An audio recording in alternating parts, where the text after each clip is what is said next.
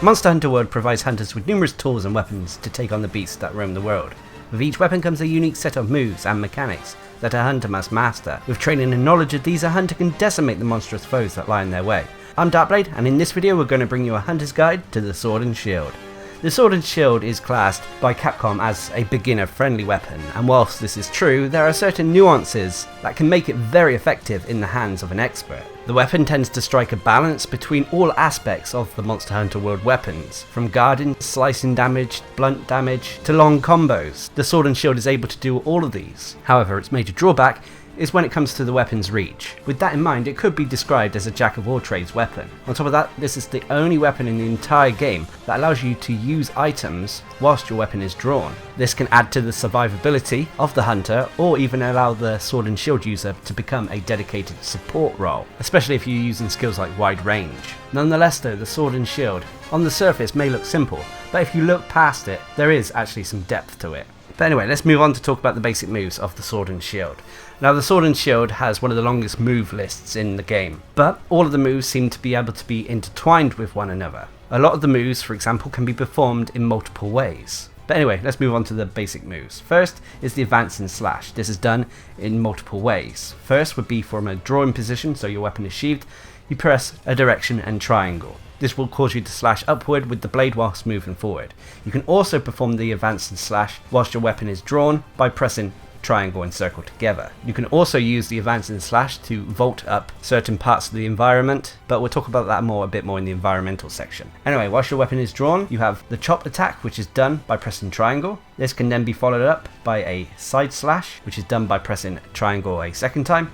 And then you go into a sword and shield combo, which is pressing triangle a third time. Next, and new to Monster Hunter World, is the spiral slash. This is done mid-combo, so following any move by pressing a direction and triangle. Now the direction cannot be a forward direction, so slightly to the left or the right will allow you to perform this and still continue to hit the monster. Anyway, doing a spiral slash will pretty much reset your combo, allowing you to continuously attack monsters should you utilize the spiral slash into a combo. Anyway, following a spiral slash, you have the ability to do a thrust attack, which is triangle following a spiral slash attack. This can then be comboed into other moves like chop and so on. Next is the lateral slash, which is performed by pressing circle. Next is return stroke, which is done by pressing circle following a lateral slash, so that would be circle, circle. The next basic move is the short shield bash, which is done following a advancing slash, so that's either your draw attack, so forward in triangle, or whilst your weapon is drawn, triangle and circle, and then follow that move up by pressing triangle. This will perform a short shield bash, which counts as a blunt attack as you're using the shield. The next move is the round slash. Now this is a move that could be performed in multiple ways. For the most part, this move can be performed following any move by pressing triangle and circle. However, certain combo chains will implement the round slash through just pressing circle. For example, should you perform the return stroke and then press circle a third time following that move, you'll go into the round slash, despite having only pressed circle rather than triangle and circle. Anyway, the next basic move is the shield attack, which is done by pressing a direction and circle. This will cause you to attack with the shield. Anyway, following the shield attack, you can perform a shield bash by pressing circle a second time, and then you can follow this up with a hard bash by pressing circle a third time. These are all blunt attacks, so can potentially KO a monster. The next basic move is the evade, which is done by pressing a direction and X while your weapon is drawn. The next basic move that can lead to some of the more flashier moves for the Sword and Shield is the backstep. Now this is done by pressing back and circle following any other move or mid-combo. You can also go into a backstep by pressing simply circle following any round slash attack, which we've already covered. So following a round slash, should you press circle, you'll go into the backstep. You can also go into the backstep following a guard, so you can guard and then press back and circle to go into it, or you can go into the backstep following a evade roll. So you roll, then you just press circle and you'll go into the backstep. Now the backstep on its own will lead into multiple other moves. For example, should the backstep be performed with a back and just tap in circle, or tap in circle following a round slash, it will then go into an automatic advancing slash. You can also perform a rising slash, which is a quick upward slash should you tap back before the end of the backstep and just before the advancing slash occurs. However, with the backstep, what you want to aim for is to perform the charging slash. So when you perform the backstep, hold the circle button down, and this will eventually charge up your weapon and allow you to perform the next basic move, which is the charge slash. This will charge the sword up and cause your hunter to then leap at a monster's location. Should this connect, then you go into the next basic move, which is the scaling slash, which allows your hunter to basically run up a monster. After you run up the monster, you'll start falling down to the ground, and you'll have two options available to you. You can either perform the standard jumping slash, which is your air attack with triangle, which is the option you want to go for, especially if you want to mount the monster, or you can go into the falling bash by pressing circle, which is the higher damaging move. Again, as well, this is a blunt attack, so it can potentially KO a monster. Anyway, the next basic move is guard, which is done by holding R2. This will allow you to block monsters' attacks. Anyway, whilst guarding, you have some options available to you. You can either press triangle whilst guarding to perform a rising slash, or circle to perform a guard slash. Anyway, as you can see, there is a long list of basic moves for the sword and shield, and a lot of these moves can be intertwined with one another, especially when it comes to the combos, but we'll talk about that in the useful combo section. Anyway, let's move on to talk about the mechanics of the sword and shield. The sword and shield doesn't have very many unique mechanics. The main one would be the fact that you can use items and the slinger whilst your weapon is drawn. So whilst your weapon is drawn, you can use what item you have selected, either from your item bar in the bottom right or from your radial menu, and you'll be able to use that item without having to worry about putting your weapon away first. This can really be handy for newcomers, as it allows you to potentially heal yourself without having to factor in the time it takes to sheathe your weapon. This also applies to slingers as well, so your slinger can be used whilst the sword and shield is drawn. This comes in very useful for certain monsters, say flying monsters when it comes to using flash pods on them, or for when you're using traps scattered around the environment, like boulders that can be shot down on a monster's location. You can also as well use wedge beetles whilst your weapon is drawn to traverse the environment or to get up high to either escape a monster or to potentially mount a monster. So as you can see, being able to use items while your weapon is drawn adds a lot more versatility to the weapon. As I mentioned in the introduction as well, if you should make use of a skill like wide range, which means your allies can benefit from your items used, it means that you can potentially fulfill a pseudo support role thanks to the fact that the items can be used with your weapons drawn. It means you can still participate in the fight whilst healing your allies or providing them buffs without you having to go completely out of combat. But anyway, the next mechanic is the blunt damage options. Now, the shield attacks performed with the sword and shield are actually classed as blunt damage. For those of you who don't know, blunt damage can stun and exhaust monsters. So should you be using shield attacks against a monster's head, it will build up the knockout effect or stun effect on a monster, potentially knocking them out, leaving them incapacitated. Should you not be hitting a monster's head but instead other body parts with the shield part of the sword and shield, then it will cause exhaust build-up, which will eventually lead a monster exhausted. An exhausted monster will have drool dripping from its mouth, it will be sluggish and potentially even stop to catch its breath. Now, whilst normally the shield attacks are a little bit slower than your slashing attacks, they nonetheless can help when it comes to crowd controlling a monster. Obviously, on the flip side of the blunt damage is the severing damage.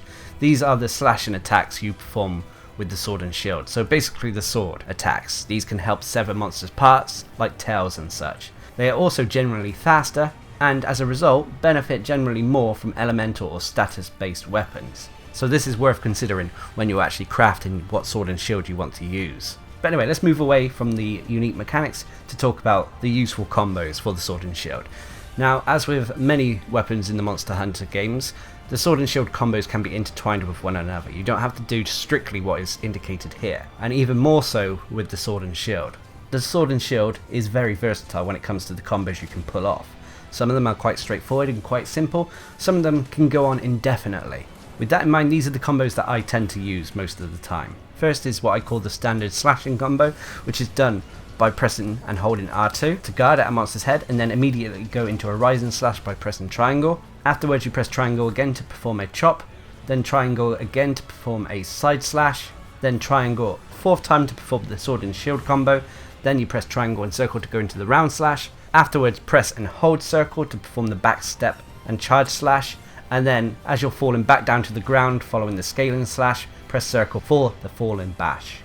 You can of course augment this and change the falling bash to jumping slash should you want to mount a monster. Whilst this combo is decent enough, if a monster is moving quite fast or you're a distance away from the monster, you can change it slightly by adding the advancing slash and perform an advancing slash combo. This is done by pressing triangle and circle to perform the advancing slash. Afterwards you press triangle again for a short shield bash, then triangle again for your chop attack, triangle again for the side slash, triangle a fourth time for the sword and shield combo, then round slash with triangle and circle, and then you go into your back step by pressing and then holding circle, and then falling bash with circle again. However, on the flip side, if you want to perform blunt attacks, which are generally stronger but slower, you start off by pressing the direction and circle to perform the shield attack, then you go into your shield bash by pressing circle a second time, then hard bash by pressing circle a third time, afterwards press and hold circle for a fourth time to go into the back step, and then press circle a fifth time to perform the falling bash as you come back down to the ground.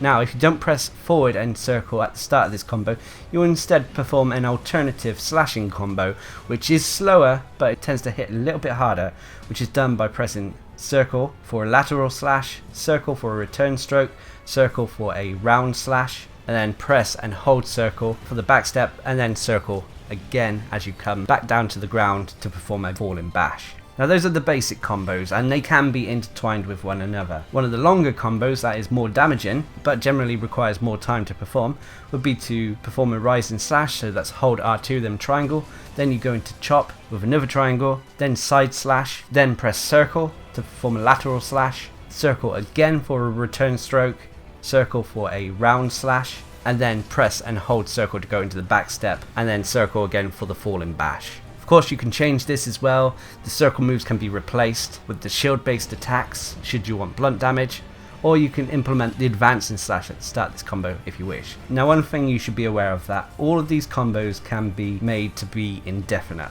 This is thanks to the spiral slash. So at any point during any of these combos, should you press a direction that isn't forward and triangle, it will allow you to perform the spiral slash, and it will basically reset the combo, allowing you to keep on going over and over again. So for example, a simple basic indefinite combo would be chop with triangle, side slash with triangle again, lateral slash with circle, return stroke with circle, then press a direction, so forward and left, then forward and right, and triangle to perform a spiral slash, then triangle again to perform a thrust, and then you rinse and repeat. This can allow you to perform an indefinite combo. That really racks up the damage, especially if a monster is incapacitated, and it allows a lot of these hits to land. The last combo would be a combo that utilizes the falling shield bash over and over again. So to do this, you guard, holding R2, then you press back in circle to go into the back step, hold this, then as you run up a monster, press circle to perform the falling shield bash, and then as you land, immediately press back and circle again to rinse and repeat. This allows you to perform this move over and over again. This is a very high damaging combo, but can sometimes be tricky to perform. Anyway, like I said, a lot of these combos can be intertwined and you can mix them up. You don't have to do specifically what is stated here. So play around and go with whatever works best for you. Anyway, let's move on to talk about the aerial and environmental moves of the sword and shield. First of all is the jumping slash. This is generally done by pressing triangle whilst in mid-air. However, following a jumping rising slash or jumping advancing slash, you can also press circle to perform this move as well. Now the jumping rising slash can be performed by performing the advancing slash, so that's a drawing attack with triangle, or triangle and circle whilst the weapon is drawn, whilst moving towards the ledge. This will cause you to jump up the ledge whilst attacking. Afterwards, you can perform the jumping slash. You can also perform a jumping advancing slash by using the advancing slash to jump off a ledge. Again, this combos into the jumping slash with either triangle and circle. You can also perform a sliding slash, which is done by pressing triangle and circle whilst sliding. You can then either press X to jump, R2 to guard, or perform a jumping rising slash by pressing triangle or circle. The final move that is worth noting is the Helm Breaker, a very flashy move that has high mountain damage to it. To do this, you have to perform the advancing slash into a wall or tree that you can run up. This will cause your hunter to run up the wall or tree, jump away, and then plunge the blade downwards, hitting multiple times as they pierce through the monster towards the ground. But anyway, let's move away from the aerial and environmental moves to talk about the additional tips for the sword and shield. Now when it comes to the sword and shield, as I already mentioned, it's a jack of all trades. It has both fast attacks, slow attacks, blunt attacks, and severing attacks. However, a rule of thumb is that the attacks made with your sword are generally faster but don't hit as hard, whilst the attacks with your shield are slow but hit harder. With that in mind, if you're using an elemental weapon or a weapon that has status buildup like poison and that, then consider making use of the slashing attacks more than the shield attacks. Of course, if you prefer the blunt damage attack approach and go for exhausting a monster or potentially knocking them out, then the shield attacks are the way to go. Nonetheless, regardless of which one you choose, this just demonstrates how adaptable the sword and shield can be. When it comes to guarding as well, the sword and shield does have a shield. so you can block monsters' attacks. Now whilst this may not be the best shield in the game, in fact it's probably one of the weakest guards in the game, it's nonetheless an option. Now whilst getting out of the way, rolling out of the way and evading is probably your optimal way of avoiding damage, should you know you're going to take the hit you can still guard against it. Also, as I discussed in the mechanics section as well, get used to using items whilst your weapon is drawn. Being able to heal yourself quickly and make use of your slinger whilst your sword and shield is out can be incredibly useful. Another additional tip is when it comes to the falling bash, you can sort of steer this move. So if it looks like you're going to miss the monster when performing it, you can aim the move with the left stick slightly. Anyway, the last additional tip would be if you find that your attacks are bouncing off a monster's hide too much, then make use of the shield attacks, as these blunt damage attacks won't bounce. But anyway, let's move on to the pros and cons of the sword and shield. The first major pro is the weapon's versatility, not only in the sheer amount of moves it has available to it, but the fact that it can deal severing damage or blunt damage. This all helps and makes it adaptable. The next major pro is the fact that you can use items while the weapon is drawn, which helps in turn keep yourself alive, aid your team out, and help control monsters with your slinger. And the last major pro is the mobility of the weapon. You are quite fast when using the sword and shield. A lot of its moves as well utilise movement, allowing you to stay mobile while attacking. You're also able to evade easily with this weapon, which all adds to your hunter's survivability when using it. However, on the flip side, when it comes to the cons, unfortunately the weapon does have a very short reach. You have to be really close to a monster. This can potentially put you in danger and at risk, but this is really the only major con for the weapon. The only other con would be, unfortunately, although it has the ability to guard, which can come in useful in a pinch, it's not the best guard in the game, and generally evading an attack is the better option. Overall though, the sword and shield is a jack of all trades weapon. If you're not sure what weapon to use, or you just want to be in a position where you can perform pretty much any task, then the sword and shield is for you. It has the ability to perform slashing and severing attacks with its sword, blunt attacks with its shield that can potentially knock out or exhaust a monster. You can guard with it, you can remain quite mobile as well. You can still use items and your slinger, and you can even make use of fun and useful environmental attacks with this weapon. While yes, the short range is an issue with the weapon, it can be compensated by the sheer amount of other tasks this weapon can perform. In the hands of an expert, the sword and shield can be as deadly a weapon as any other in the game, and it should definitely not be overlooked. Now remember that the damage numbers and effectiveness of the weapons can vary due to numerous factors, from gear, buffs, monster defenses to even the environment. All of these can help or hinder a weapon's performance. With that in mind, knowing as much as you can about the weapon as possible will help achieve a successful hunt. Anyway, I hope you found this video informative, and until next time, I've been Darcblade, bringing you a hunter's guide to the sword and shield in Monster Hunter World. Hope you enjoyed the video, thanks for watching, subscribe and like for more.